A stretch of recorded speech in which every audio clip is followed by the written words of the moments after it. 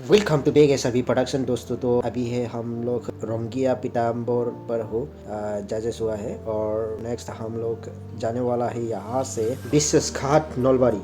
तो आज दोस्तों विश्वास घाट में एक डांस कंपटीशन रखा गया है, नाच नाच डांस कंपटीशन, और यहाँ पे आपका सिर्फ गोविंदा का संगीत आधारित पर चलेगा। आइए देखता हो सब लोग मिलके। माइक्रोफोन तो आमार उद्बोधक महोदय আগবঢ়াই দিছোঁ। তেখেতে আজি নাচ নাচ প্ৰতিযোগিতা অনুষ্ঠানটি শুভ উদ্বোধন কৰিব আৰু তাৰ কাৰণে দুআষাৰ ভাষণেৰে শুভেচ্ছামূলক ভাষণেৰে তেখেতে আগবঢ়াব। ধন্যবাদ জনাইছোঁ। 2025 চনৰ 19 ছেপ্টেম্বৰ তাৰিখে আমাক সকলোকে সাংস্কৃতিকভাৱে ঘাটমাউৰা কৰি ছিংগাপুৰৰ সমুদ্ৰবক্ষত অসমৰ সংগীতৰ ৰাজপুত্ৰ আমাৰ সকলোৰে মৰমৰ শ্ৰদ্ধাৰ জুবিন গাৰ্গ ডাঙৰীয়াই সদায় বাবে হেৰাই থাকিল।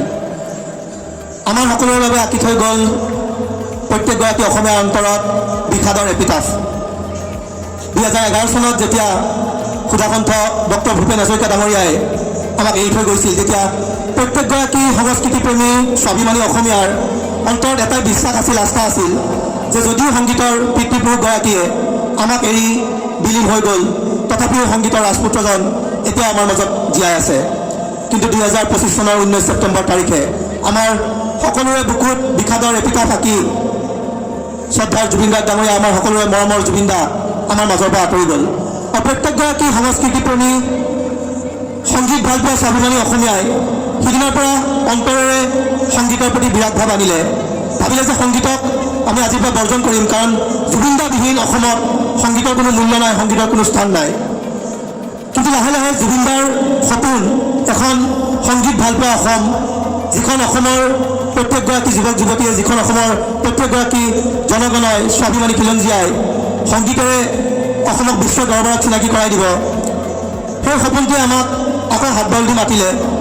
আৰু সেনেকুৱা এটা সপোনক হাত ধৰি, সেনেকুৱা এটা সপোনৰ হাত ধৰি, সেনেকুৱা এটা সপোনক ওচৰৰ পৰা আৰু এবাৰ জীয়াই ৰাখিবৰ স্বাৰ্থত আজি এই যে শ্ৰী শ্ৰী গোপালধাম সনাতন আশ্ৰমৰ জুবিন গাৰ্গৰ সোঁৱৰণত নাচ নাচ প্ৰতিযোগিতা অনুষ্ঠিত হৈছে। তাৰ বাবে মই সঁচাকৈ আয়োজক মণ্ডলীক ধন্যবাদ জনাইছোঁ, অন্তৰৰ তেওঁলোকৰ ওচৰত কৃতজ্ঞতা প্ৰকাশ কৰিছোঁ। কাৰণ এনেকুৱা অনুষ্ঠানসমূহ জীয়াই থাকিব লাগিব। জুবিন দা হওক, আমাৰ সুধাকণ্ঠ ডক্টৰ ভূপেন হাজৰিকা ডাঙৰীয়াই হওক, যিসকল আমাৰ অসমক সংগীতেৰে বিশ্ব দৰবাৰত প্ৰতিষ্ঠিত কৰাই থৈ গ'ল, সেইসকল লোকৰ বাবে এনেকুৱা অনুষ্ঠানসমূহ জীয়াই থাকিব লাগিব। গতিকে আমি আয়োজক মণ্ডলীক অন্তঃকৰণে ধন্যবাদ জনাইছোঁ আৰু শ্ৰদ্ধা গৌৰী দাস ডাঙৰীয়াকে প্ৰমুখ কৰি ইয়াতে উপস্থিত সকলোকে অন্তৰৰ ধন্যবাদ জনাইছোঁ। কাৰণ আপোনালোকৰ আশীৰ্বাদত আজি আমি আহি ইয়াতে এইখন অনুষ্ঠান উদ্বোধন কৰাৰ সৌভাগ্যপ্ৰাপ্ত হৈছোঁ। গতিকে আপোনালোকৰ লগতে ইয়াতে উপস্থিত প্ৰত্যেকগৰাকী শ্ৰদ্ধাৰ অগ্ৰজ, প্ৰত্যেকগৰাকী শ্ৰদ্ধাৰ সতীৰ্থ, শ্ৰদ্ধাৰ অনুজ, পৰম শ্ৰদ্ধাৰ আই মাতৃসকল, আপোনালোকক আমি ধন্যবাদ জনাইছোঁ, কৃতজ্ঞতা জ্ঞাপন কৰিছোঁ। কাৰণ সংগীতক জীয়াই ৰখাৰ স্বাৰ্থত, জুবিনদাৰ সপোনক জীয়াই ৰখাৰ স্বাৰ্থত আজি আপোনালোক আহি ইয়াতে উপস্থিত হৈছে। ধন্যবাদ। মই বিশেষ দীঘলীয়া নকৰোঁ, এনেকুৱা অনুষ্ঠানবোৰ চলি থাকিব লাগিব। এনেকুৱা অনুষ্ঠানৰ মাজেৰে আমি আমাৰ সংগীতৰ মহুৰ জুবিন গাৰ্গৰ ব্যক্তিত্বক জীয়াই ৰাখিব লাগিব। ধন্যবাদ। জয় অসম। तो दोस्तों हम लोग पहले ये ग्वाली नृत्य देख लेता हूँ, ये ग्वाली नृत्य कैसे है। तो ग्वाली नृत्य है एक राजवंशी का नृत्य, पूजा में डांस किया जाता है ये नृत्य। तो ये पहले देख लेता हूँ, चलिए। সকলকে নমস্কাৰ জনালোঁ।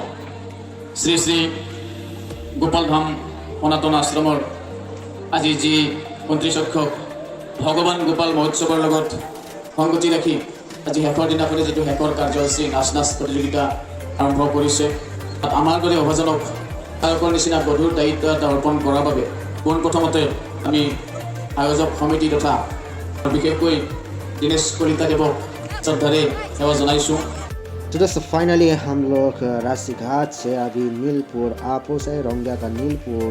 तो यहाँ पर भी एक डांस कंपटीशन होने वाला है, बहुत ही बड़ा कंपटीशन। तो ये देखिए रास्ते पे इतने अच्छे डेकोरेशन किया गया है लाइटिंग से और डिज़ाइन बड़ा हुआ है, और देखिए आप लोग इतना मस्त लग रहा है। तो यहाँ पर आज होने वाला है डांस कंपटीशन। तो मेरा वीडियो इतना ही था, नेक्स्ट वीडियो में फिर से मिलता हूँ, तब तक के लिए जय हिंद, जय भारत।